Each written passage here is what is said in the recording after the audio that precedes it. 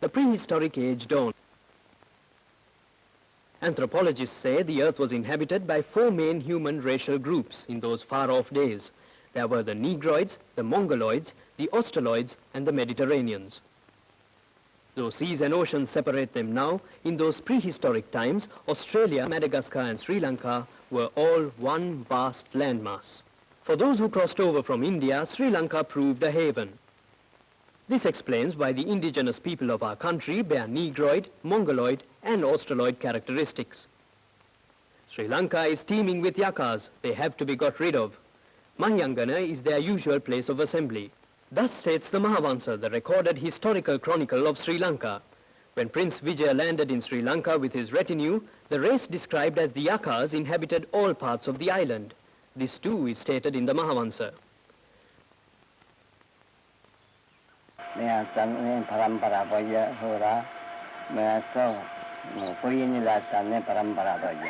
We are all of Kueni's line. Kueni's children from here escaped into the forest afraid they would be killed.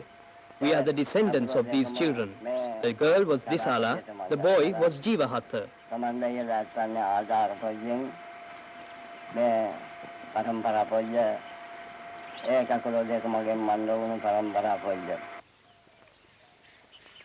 According to anthropologists, the yakas are our indigenous people, the Vaddas. Vaddas are a frail, slightly built racial group. They inhabit rock caves.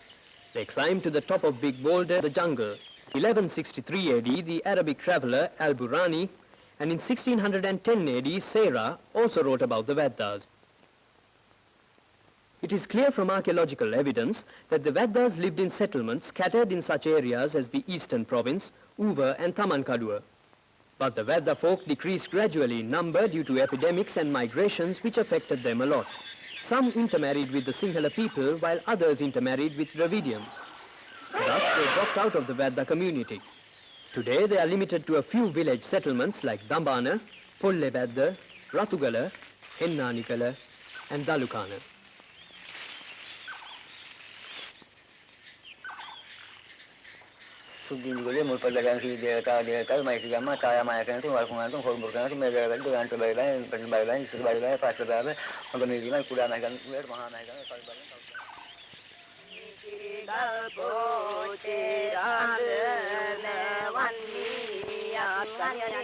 The Vaddas lived in rock caves in the jungle depths until about 1940. Several families lived in one cave, but their privacy was well safeguarded.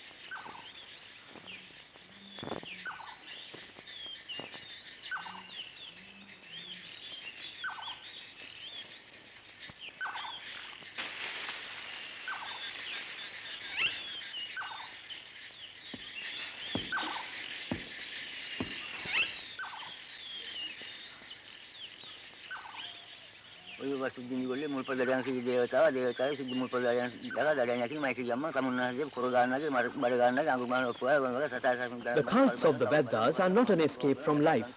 Their cults are a projection of the interaction between human life and the environment. They propitiate kindred demons before and after a hunt. Vadda women gave birth to children inside their caves. The women folk assisted as midwives. The umbilical cord was cut with an arrow. Unlike the Sinhala people, they never considered birth, puberty and menstruation as defilement. Their lifestyle is simple. Their needs are few. They have much leisure. Cave drawings indicate graphically the artistic taste of the Vadda people.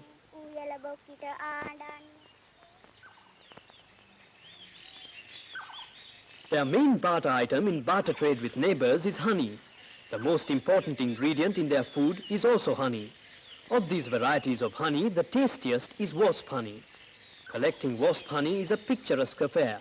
It is also a dangerous adventure.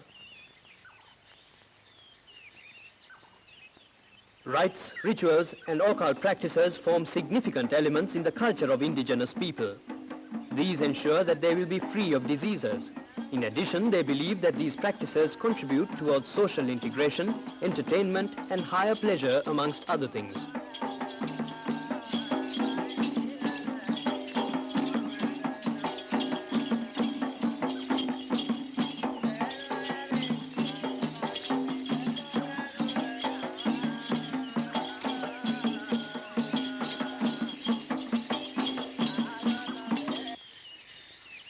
When a death occurs, they cover the dead body with stones or branches and leave the cave for another dwelling place.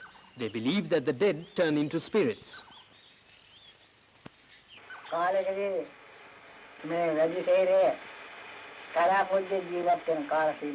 When these Vaddas lived in the jungle, they received no help. Many died of yellow fever, seasonal fever, and 7-day fever. Dr. R.L. Spittle came at this time.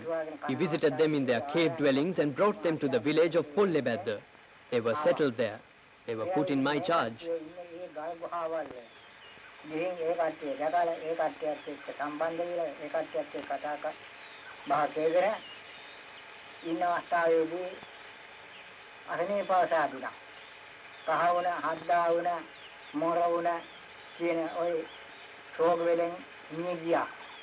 ඒ මියගිය අවස්ථාවේදී doctor මහත්තයා ඒ කට්ටියව ගෙනාදින් මේ පොල්ලේ බැද්දේ අදින්ති කරා. ඒ වෙලාවට තිබුණා හොරි පරංගි කියන જાතිය. බෙහෙත් ගහලා බෙහෙත් පිටලා ඉන්දියකම් ගාලා ඒවා මාර්ජන කළා.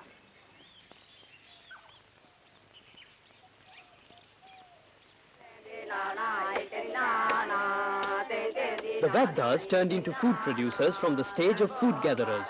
In this phase, they started chaina cultivation, but they do not relish this pursuit very much. They cultivate maize, sorghum, manioc, banana, and vegetable. They protect their cultivation from marauding animals with great difficulty. If no harm occurs, this cultivation is sufficient for subsistence. But they love the jungle and not so much the cultivated land.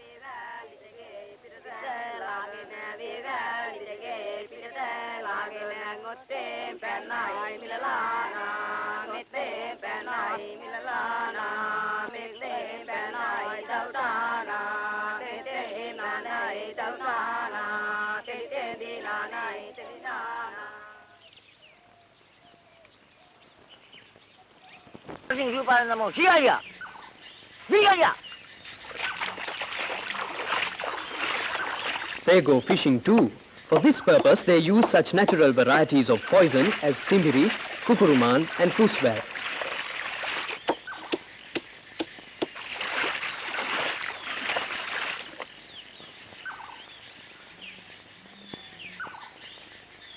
The Vaddas have got used to a simple barter system.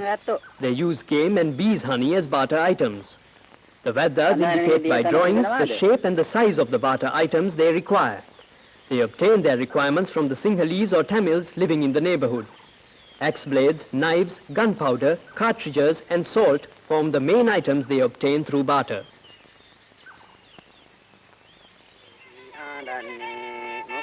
In the early days, their dwellings were made of tree trunk and bark strips. They were thatched with leaves. Later, they started constructing wattle and daub huts. Thatched with iluk grass, the hut consisted of a room and a veranda. They had only a few pieces of furniture. They do not place high value on clothes or ornaments, and clothes are necessary merely to cover nakedness. They get married at a very young age. Their married life is happy. They follow monogamy. They love their offspring very much.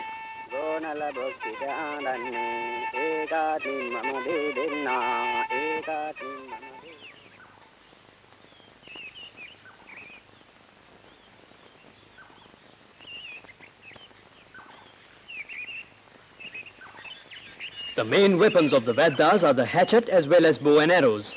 At present, they have forgotten archery, but they never fail to teach archery to their young as part of their tradition. Meatto ura, meatto dambana program pojje tisamila tanne mahagakula meattanne nam pojje. I am the eldest son of the Vadda chief Tissahami, Uruvarige Vanya. In the days of our grandparents and great-grandparents, these villagers were very good. The jungle was there, the trees were there, there were fruits, there was no problem. But in our day we have many problems, many difficulties. No jungle, no trees. There are no such animals as elephants, tigers, bears, deer or stags. When we say this to responsible people, they say we destroy forests and wild animals. But this is not true. Our generation has protected all these.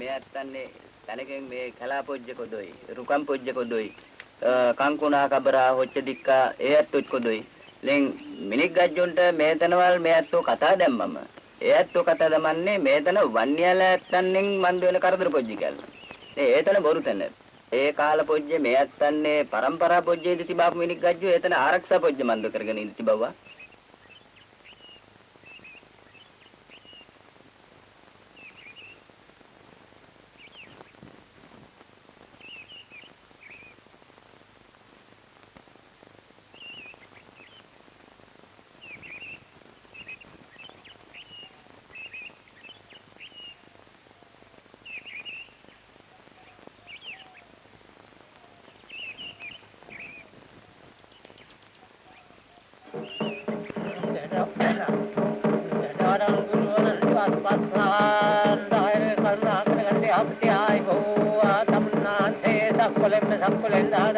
Of the cults practiced by the Vaddas, the worship of dead ancestors forms the main ritual.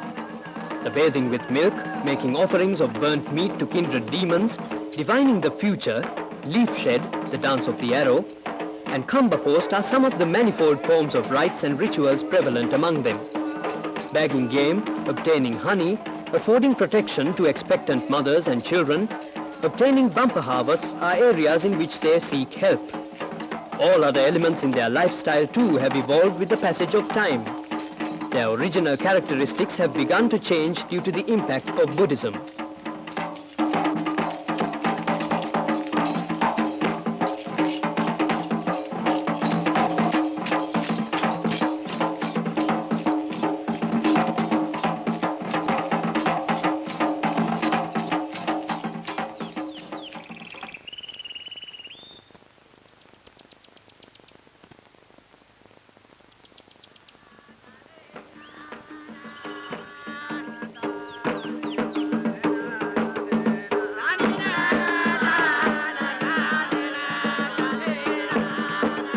Of the arts prevailing in an indigenous society, folk singing assumes an important place.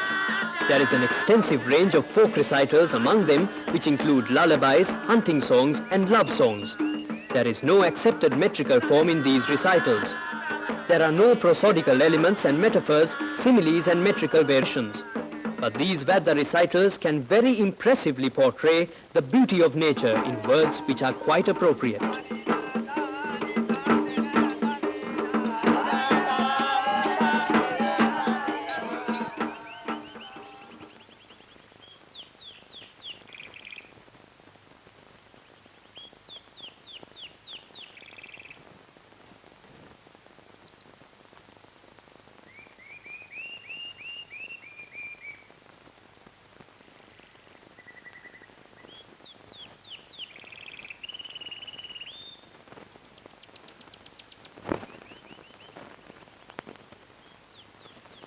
Outsiders began to trek in for timber trade and in search of honey.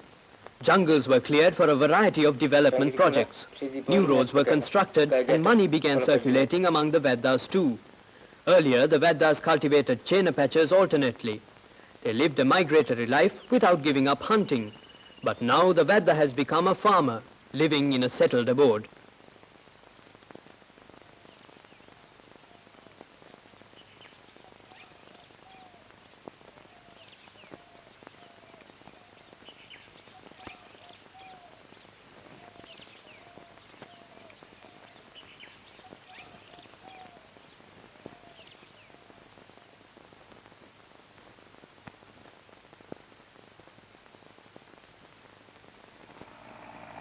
The country is undergoing a fast change.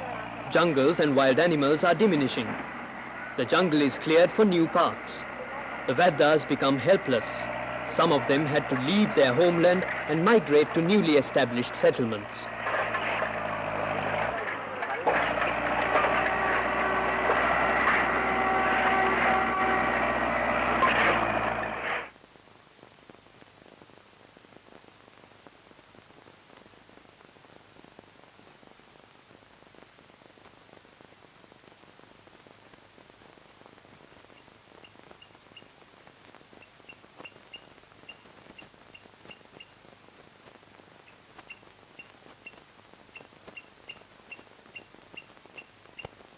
Tabangkala po Mangachawa. At Mangachawa, Munakakodoy. Anantara Gachawa, at the Bimpo Mandela. I'm a Calapo Mandela.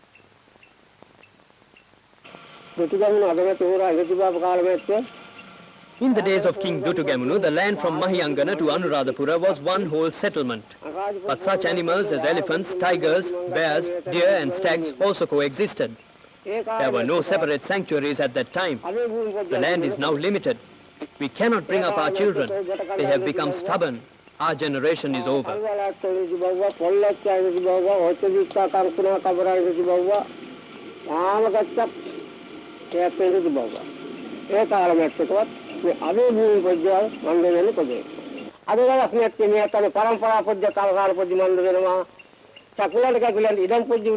Today, most people seem to consider these indigenous people as exhibits and second-class citizens. Some state that the Vaddas should continue to remain in their primitive state. Others say that they should be modernized.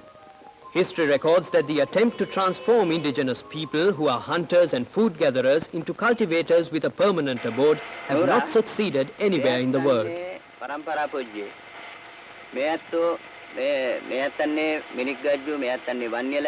People of our generation did not destroy wild animals. We protected them and we hunted only for food. If we needed to hunt a stag, we hunted only a stag and not other animals. We never killed pregnant animals. We protected trees as much as our own lives. But today there is limited land allocated to us. We are restricted. We want the right to live in the jungle freely. If not, our generation will have no purpose. මනුම් පොජ්ජ මන්දෝ කරලා කොටු පොජ්ජ මන්දෝ වෙලා ඉඳ තිබාපු මිනික් ගජ්ජු කොදොයි මේ ඇත්තන්නේ පරම්පරා පොජ්ජ මේ තනේ මේ කලා පොජ්ජක් තිබෙනවා නම් ඒ කලා පොජ්ජේ ඒ ඇත්තන්ට මං ගච්ඡන්න ඉඩ පොජ්ජ තිබෙන්න ඕනේ ඒ තනේ අයිති පොජ්ජ තිබෙන්න ඕනේ ඉතින් මේ ඇත්තෝ කොටු පොජ්ජ මන්දෝ වෙලා ඉඳ තිබෙනවා නම් මේ ඇත්තන්නේ ඒ පරම්පරා පොජ්ජෙන් වැඩ පොජ්ජක් කොදොයි ඒ තනේ මේ ඇත්තන්ට අයිති පොජ්ජක් කොදොයි ඒ තනේ වෙන මිනික් ගජ්ජුගේ අයිති පොජ්ජ ඒ ඇත්තෝ මනුම් පොජ්ජ මන්දෝ කරලා මේ ඇත්තන්ට ලෝ කලනවා නම් ඒ ඇත්තෝ කතා දමන එකමතම මේ ඇත්තෝ ඉඳ තිබෙනවා නම් ඒ තනේ වෙන මිනික් ගජ්ජුගේ තමයි We must allow these children of nature to live as they wish. They should be taken into our world, not forcibly, but in terms of their preference.